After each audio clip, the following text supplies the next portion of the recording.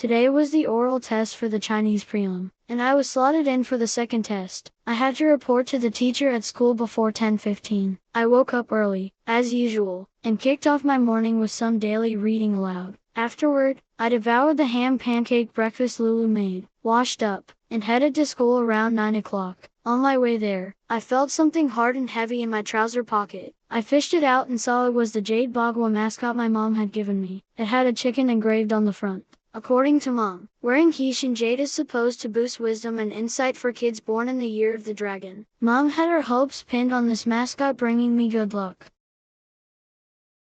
School is super close to home, so I got there in less than 10 minutes. I was still early, so I grabbed my review materials and found a quiet corner by the sports field to read silently. Soon, classmates started trickling in, and the solemn prelim atmosphere thickened. My nerves kicked in. I shut my book and joined my classmates, chatting casually, but I felt awkward and everything I did seemed wrong. Finally, it was time to report to the teacher. We all marched into the auditorium and lined up to wait.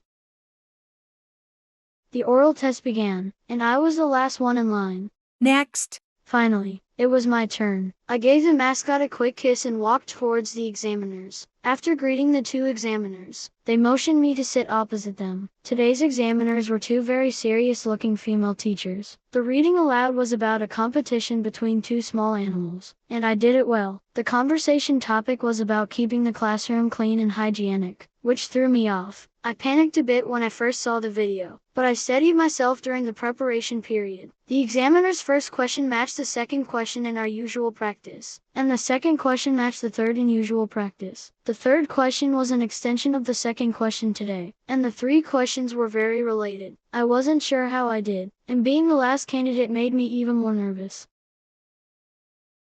After the test, I walked out of the examination hall, relieved, and noticed my palms were wet with sweat. My mom was waiting for me at gate 3. Before she could say anything, I started reporting. I was super nervous during the test and forgot to touch the mascot. The reading part went smoothly. The conversation questions were in a different order from our review, which threw me off at first. The test process went okay. My brother's tips were really helpful, and I used all the words I knew related to the conversation. I tried my best. To my surprise, Mom said very little. Son, the Chinese prelim oral test is over. Let's go home.